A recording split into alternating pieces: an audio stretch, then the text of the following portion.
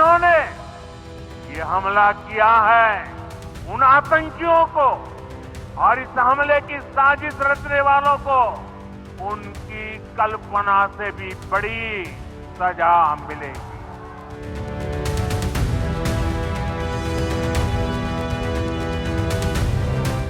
नमस्कार, TV 24 network देख रहे हैं आप और मैं हूं आपके साथ आकांक्षा सिंह। 22 अप्रैल को जम्मू कश्मीर के पहलगाम में आतंकी हमला हुआ, जिसमें लोगों का धर्म पूछकर उन्हें मारा गया। वहां मौजूद लोगों का कहना है कि हिंदुओं को अलग और मुसलमानों को अलग करवाया गया और इसके बाद फिर 28 हिंदुओं की जान ले ली गई, जबकि कई लोग इसमें अभी भी घायल बताए जा रहे हैं। बता दें कि इस आतंकी हमले के बाद प्रधानमंत्री नरेंद्र मोदी की अध्यक्षता में सुरक्षा हमलों की कैबिनेट बैठक हुई और इस बैठक के दौरान कई अहम फैसले लिए गए, जिसमें भारत ने पाकिस्तान के साथ हुए 1960 में सिंधु जल समझौते को तत्काल प्रभाव से निलंबित कर दिया है।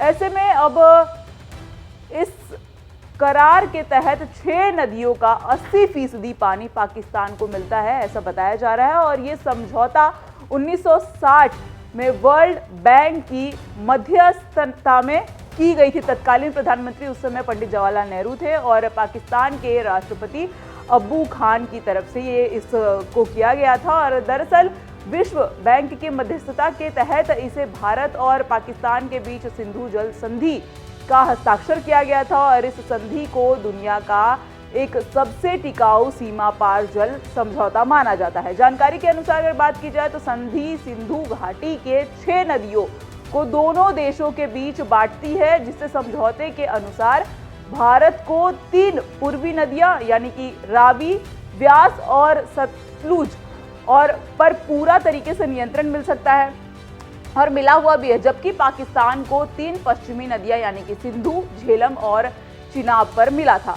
हालांकि पाकिस्तान में बहने वाली 3 नदियां सिंधु, झेलम और चिनाब साझा घाटी में प्रभावित जल का करीब 80% हिस्सा है, जिससे समझौते के अनुसार भारत को पनबिजली और उत्पादन और साथ ही साथ सिंचाई के लिए पश्चिमी नदी सिंधु, झेलम और चिनाब के जल का उपयोग करने का अधिकार पूरी तरीके से है। मगर वह कोई ढांचा नहीं बना सकता है जो इन तीनों नदियों का बहाव को मोड़ दे या फिर प्रभावित कर सके। जहां तक पाकिस्तान का अगर सवाल है तो ये तीनों नदियां वास्तव में उनकी जीवन रेखाएं हैं और इन नदियों से न केवल उनके कयास और उनके कपास और धान की सिंचाई होती है, बल्कि उनके बागवानी उत्पादन के बड़े हिस्से के लिए भी सिंचाई की सुविधा भी इन नदियों के जरिए उनको मिलती है। लेकिन अब भारत की ओर से सिंधु जल समझौते को तत्काल प्रभाव से निलंबित कर दिया गया है,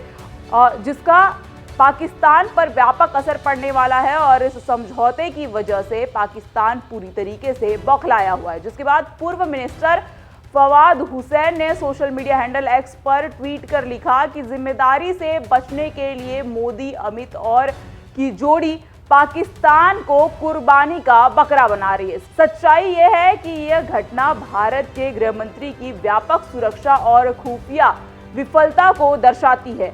अपनी गलती स्वीकार करने और इस्तीफा देने के बजाय ये गोदी मीडिया की मदद से जनता को गुमराह कर रहे हैं और पाकिस्तान पर उस घटना के लिए झूठा आरोप लगा रहे हैं जिसमें उसका कोई हाथ नहीं था। बताते चले कि इस समझौते के चलते पाकिस्तान का पानी और बिजली का संकट गंभीर रूप से उस पर जो है वो मंडरा रहा है और इस संकट का मुख्य रूप से सिंधु जल समझौते के कारण देखने को मिल रहा है, जो भारत और पाकिस्तान के बीच सिंधु नदी के जल के बंटवारे के लिए लिया गया था। और अब इससे ये हो रहा है कि पाकिस्तान को पानी की आपूर्ति हो रही है, इससे पानी की कमी हो रही है और इससे बिजली उत्पादन में भी काफी असर पड़ सकता है, ऐसा माना जा रहा है। साथ ही पाकिस्तान की अर्थव्यवस्था और लोगों के जीवन पर भी गंभीर प्रभाव पड़ने वाला है। ऐसे में समझ आ सकता है कि जिस तरीके से भारत ने ये वार किया है बिना गोली बंदूक के, पाकिस्तान इस वार से कहीं ना कहीं डर गया है और भारत इस वार के लिए पूरी तरीके से तैयार है। तो वहीं दूसरी तरफ प्रधानमंत्री नरेंद्र मोदी ने भी सख्त रुख अपना लिया है और पीएम मोदी ने आतंकवादियों के लिए कहा है कि कल्पना से भी बड़ी सजा देने की बात उन्होंने कही।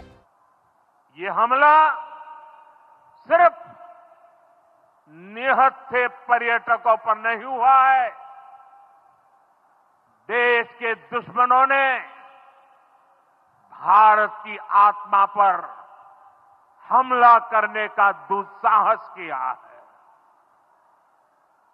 मैं बहुत स्पष्ट शब्दों में कहना चाहता हूं, जिन्होंने ये हमला किया है, उन आतंकियों को और इस हमले की साजिश रचने वालों को